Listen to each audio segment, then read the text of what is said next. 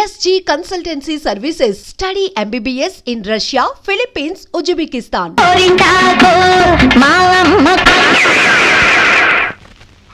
వద్దు పరశురాం, నన్ను చంపొద్దు, నన్ను వదిలే పరశురాం. వదిలే పరశురాం. పరశురాం, నీ దండం పెట్ట పరశురాం, నన్ను వదిలే పరశురాం. ప్లీజ్ నన్ను చంపొద్దు, నన్ను వదిలే.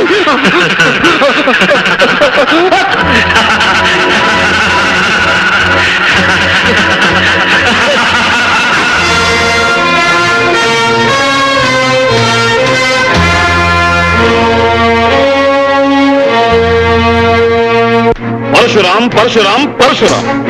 ఎవడి పరశురాం? న్యాయాలు తీర్పు చెప్పే అధికారం ఇతనికి ఎవరిచ్చారు? తనకు నేరస్తు అనిపించే వాళ్ళని శిక్షించే హక్కు ఇతనికి ఎక్కడిది? తనకు నచ్చని వాళ్ళని దెబ్బతీసి తను మెచ్చిన వాళ్ళని చేరదీసే అధికారం ఇతనికి ఎవరిచ్చారు? ఐశ్వర్యవంతుల బిడ్డల్ని అదరగొట్టి అధికారులను అడ్డు తప్పించుకు తిరిగే ఇతన్ని పట్టి శిక్షించే అవకాశమే లేదా? సార్, ఈ పరశురాం చాలా తెలివైనవాడు. తలుచుకున్న పని చేస్తాడు, చేసిన పనికి సాక్ష్యాలు ఆధారాలు లేకుండా చేస్తాడు. మన డిపార్ట్మెంట్ ఎంత తెలివిగా వాళ్ళ పనినా తప్పించుకు తిరుగుతున్నాడు సార్. తప్పించుకుంటున్నాడని ఊరుకుంటే అది మన డిపార్ట్మెంట్ తప్పవుతుంది. అతన్ని ఏ విధంగానైనా చట్టం పట్టుకు తీరాలి. పరశురామును ఒకసారి పిలిపించండి. Okay sir. మిస్టర్ పరశురాం, నేను అడిగే ప్రశ్నకి మీరిచ్చే సమాధానం ఏమిటి? ఎక్స్క్యూజ్ మీ రంగారావు సార్, మీరు మా లాయర్. చట్టం గురించి మీకు తెలుసు, న్యాయం గురించి ఆయనకు తెలుసు. కనుక మీ ప్రశ్నలకు సమాధానం చెప్పగలిగింది నేను కాదు, ఆయన. ఐసి, ఇంతకీ మీకు తెలుసున్నదేమిటో? ఒకే మాటతో ఒకే బాటలో నీటుగా సూటిగా నడిచిపోవడమే నాకు తెలుసు. నేను వెళ్ళి రావచ్చుగా? You can go. Thank you sir.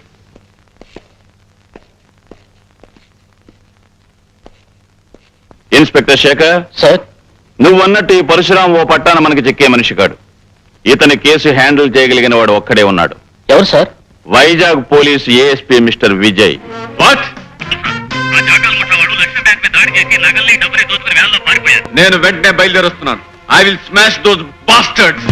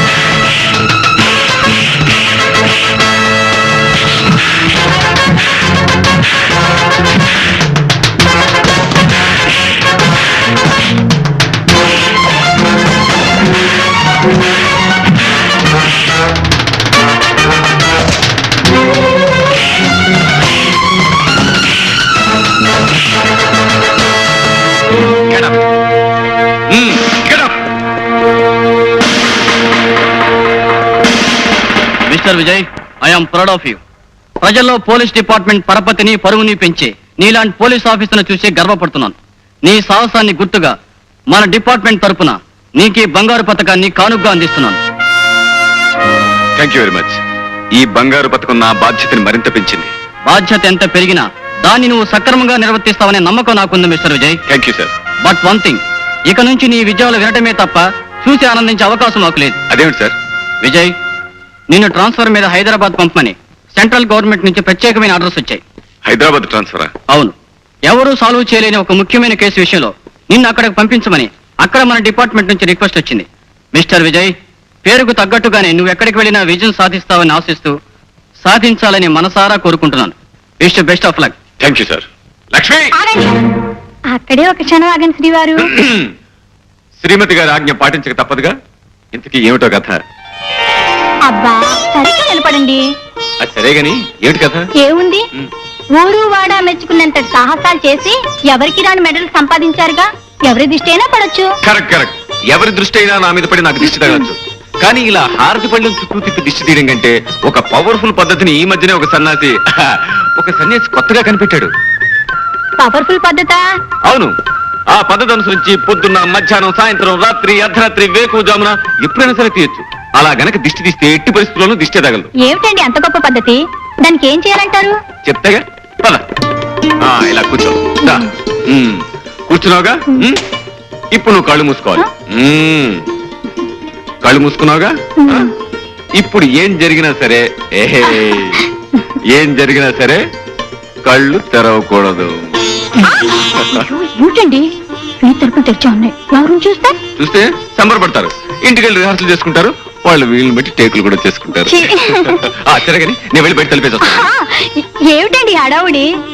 నీకు అద్భుతమైన విషయం చెప్పాలని వచ్చాను. అసలు విషయం మర్చిపోయాను. మీకు ప్రమోషన్ మీద ట్రాన్స్ఫర్ అయింది. ఈ విషయం నేను చెప్పకుండా నీకెలా తెలిసిందబ్బా? గోల్డ్ మెడల్ బహుమతి పొందిన పోలీస్ ఆఫీసర్ పెళ్ళాన్ని మాత్రం పరిశోధన చేయలేనా? నా కోసం నువ్వు ఆఫీసుకి ఫోన్ చేసి ఉంటావు. అక్కడ ఏ ఇన్స్పెక్టర్ నీకు ఈ వార్త చెప్పుంటాడు. గొప్ప కనిపెట్టారండి. ముందు ఈ విషయం మీ చెల్లితో చెప్పండి.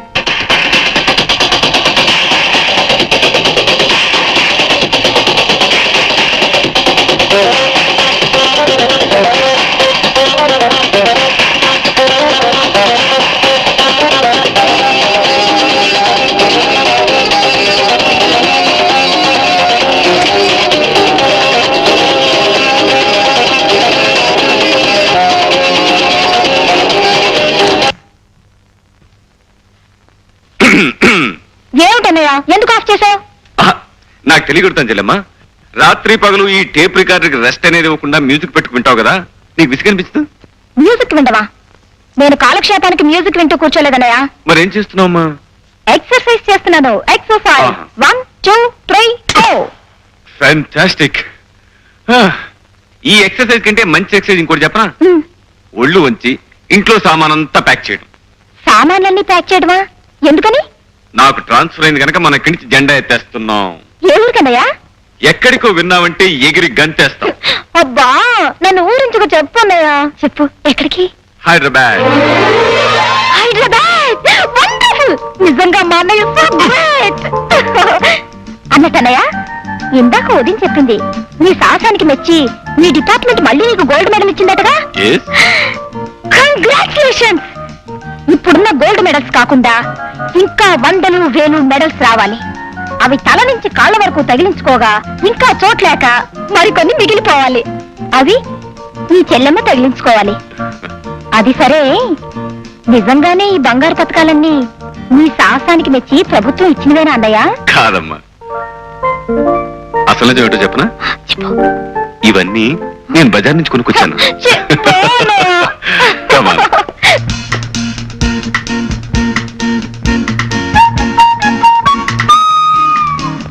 పంకజం, తీయటి నిద్రలో కనిపించే అందమైన స్వప్నం లాంటి అందగత్తె నాకు నచ్చింది. నా మనసు మెచ్చింది. పరశురాం బాబు, తమరికి మాయ ఉందో మంత్రం ఉందో తెలియదు గాని ఎవరు చెప్పకుండానే దాని పేరు స్వప్న అని చెప్పేశారు మీరు. కరిగిపోని ఈ స్వప్నాన్ని కలకాలం నా కళ్ళల్లో నిలుపుకోవాలనుకుంటున్నా. అందుకు 50,000 ఇస్తాను. ఏమంటావు? నేను 60,000 ఇస్తాను. పోని 70,000, 80,000, 80,000, 80,000. ₹1,00,000 ఇస్తాను. ₹1,00,000? గురు, ఓ సలహా. వాడి ఊరికే పెద్ద పేరు మూసిన గోండా. వాడితో పోటీ పడితే కోటింగ్ ఇచ్చేయగలడు. ఏం పంకజం, ₹1,00,000కి బేరం కుదిరినట్టేగా? బాబు గారు, తమరు బేరం ఆడినా సరసం ఆడినా కాదనే గుండె ఎవరుకుంది? మీరు సరే అంటే చాలు. సాయంత్రానికల్లా మా స్వప్నని మీ బంగ్లాకు పంపించేస్తాను. పంకజం, అందమైన కళ ఆనందమైన సమయంలో వస్తేనే అందం చందం. 4 రోజుల్లో రాబోయే నా పుట్టినరోజు నాటికి స్వప్న నా కానుకగా అందాలి.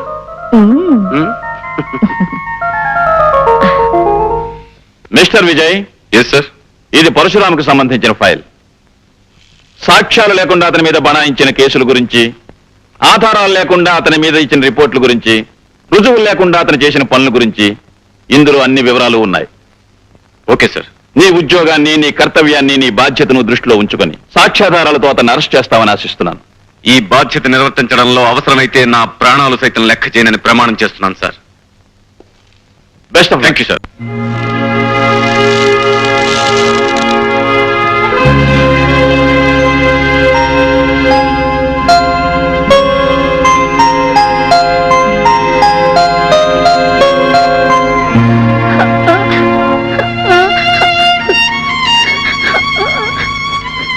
విజయ్, విజయ్, నువ్వు స్కూల్కి వెళ్ళొచ్చురా. ఫీజు కట్టకపోతే స్కూల్కి ఎలా రానిస్తారా? విజయ్, నీ ఫీజు కట్టేశాను రా. రాము, నీ ఫీజు కట్టకుండా నా ఫీజు. విజయ్, నువ్వు బాగా చదువుకొని పెద్ద ఆఫీసర్ అవ్వాలరా. రాము,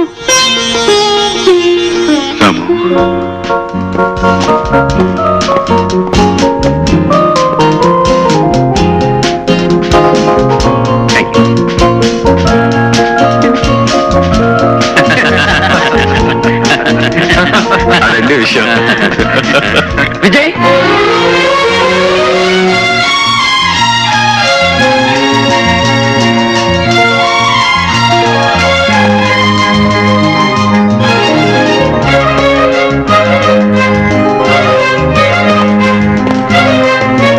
రాము, విజయ్, రాము, విజయ్, రాము, విజయ్, రాము. చేతగాని హైదరాబాద్ పోలీస్ శాఖ నీ చేత నా చేతులకు సంఖ్యలు వేయించాలని వైజాగ్ నుంచి నిన్ను పిలిపించిందన్నమాట. ఆ విషయం నీకెలా తెలుసు? చట్టం నేరం కలిసి ఆడే ఈ చదరంగంలో మేం వేయబోయే ఎత్తు పోలీసులకి, పోలీసులు వేయబోయే ఎత్తు మాకు ముందుగానే తెలియడం మామూలే విజయ్. రాము, నా జీవితంలో ఎవరి వలన దేని వలన ఎదురుకాని కఠిన పరీక్ష ఇప్పుడు నీ వల్ల నాకు ఎదురవుతుంది. విజయ్, అవును, ఈ విజయ్ జీవితంలో స్నేహం చేసింది పేదరికంతో, చదువు సంఖ్యలతో, వృత్తి ధర్మంతో, ప్రాణానికి ప్రాణమైన ఈ పరశురాంతో. వీటిలో ఏ స్నేహం పెట్టని పరీక్ష ఇప్పుడు నీ స్నేహం నాకు పెడుతోంది పరశురాం. వ్యక్తిగతంగా నిన్ను కలుసుకున్నందుకు పొంగిపోయే నా మనసు వృత్తిపరంగా నిన్ను కలవాల్సిన రోజు తలుచుకుని కృంగిపోతోంది. మై డియర్ విజయ్, ఊహించని మలుపులు తిరగడమే జీవితానికి ఉన్న ప్రత్యేకత. అందుకే అనుకుని విధంగా నువ్వు న్యాయం తరఫున మనిషివయ్యావు, నేను నేరం తరఫున మనిషినయ్యాను. రాము, ఎందుకు నువ్వు అలాంటి దారిలో అడుగు పెట్టావు? విధి, పరిస్థితులు, పాపిష్టి మనుషులు కలిసి పగబట్టినప్పుడు మనిషి తప్పనిసరిగా తప్పటడుగు వేయాల్సిన పరిస్థితి వస్తుంది. అలా ఒకసారి వేసిన అడుగు అతన్ని సంఘం నుంచి, చట్టం నుంచి, ఆత్మీయుల నుంచి, అనుబంధం నుంచి దూరంగా తీసుకువెళ్ళిపోతుంది. పద్మవ్యూహంలో అడుగు పెట్టిన అభిమన్యుడిలా పోరాటం తప్ప వెనక్కి వచ్చే అవకాశమే నాకు లేదు విజయ్. రామ్, నువ్వు వెళ్లే దారిలో నువ్వు చేరే గమ్యం ఏమిటో నీకు తెలుసా? ఈ కత్తుల బాటలోకి అడుగు పెట్టిన రోజునే తెలుసు. సంఖ్యలు, చెరసాల నా కోసం ఎదురు చూస్తూ ఉంటాయని. అంతేకాదు, నీకు ఆ సంఖ్యలు వేయాల్సిన వాడిని నేనే కావచ్చు. అంతకంటే నాకు ఆనందమేముంది, అదృష్టమేముంది? నాకు సంఖ్యలు తగిలించినందుకు ప్రభుత్వం నీకు బంగారు పథకం తగిలించిన రోజు అందరికంటే ఆనందించేవాడిని నేనే విజయ్, నేనే. కానీ ఆ రోజు అందరికంటే ఎక్కువ కుమిలిపోయేవాడిని నేనే రాము. ఎందుకో తెలుసా? పసితనంలో నాకంటే చిన్నవాడివైన నువ్వు బరువులు మోసి, బళ్ళు తోసి, రూపాయి పోగు చేసి నా పరీక్షలకు ఫీజు కట్టి నన్ను చదివించావు. ఆనాటి నీ కష్టమే ఈ రోజు నా కాకి యూనిఫామ్ కట్టబెట్టింది.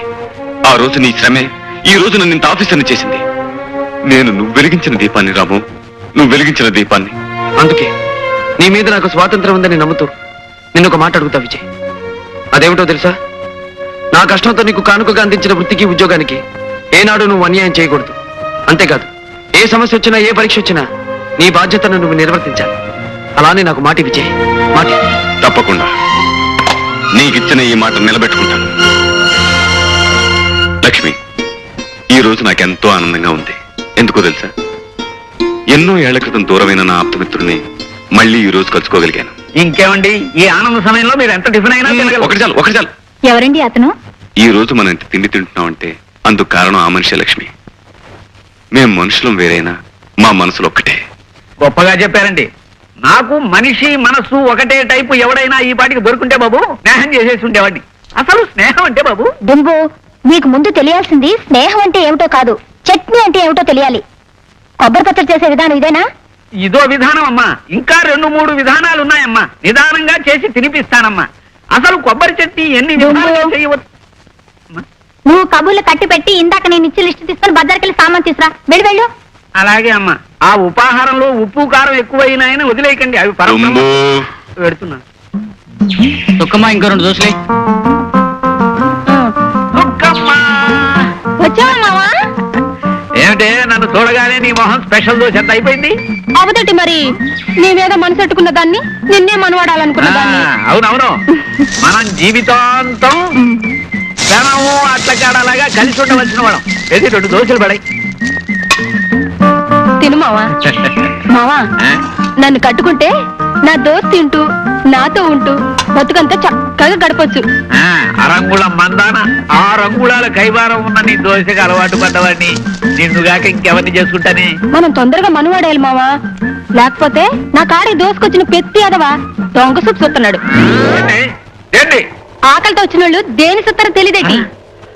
అయితే మనం అర్జెంట్ గా మనవాడేయాలి, మన దోశను మనం కాపాడుకోవాలి. అయితే మావా దోశను లాగి చెయ్యి. నీ అమ్మ చెమ్మ చెక్క. వ్యవహారం కాస్త కష్టమైందే కానీ ఫలితం గురించి ఆలోచిస్తుంటే మనసు పరమ ఉత్సాహంగా ఉంది మస్తా. పరశురాంకి సంబంధించిన సరుకు మీద చేయి వేస్తే చాలా ప్రమాదం అనుకుంటాను జాకీ సాబ్. కొడితే ఏనుగు కుంభస్థలాన్ని కొట్టాలి, కొడితే పరశురాం సరుకునే పట్టాలి. నీ అమ్మ చెమ్మ చెక్క. ఆ సరుకు ఎక్కడ దిగుతోంది?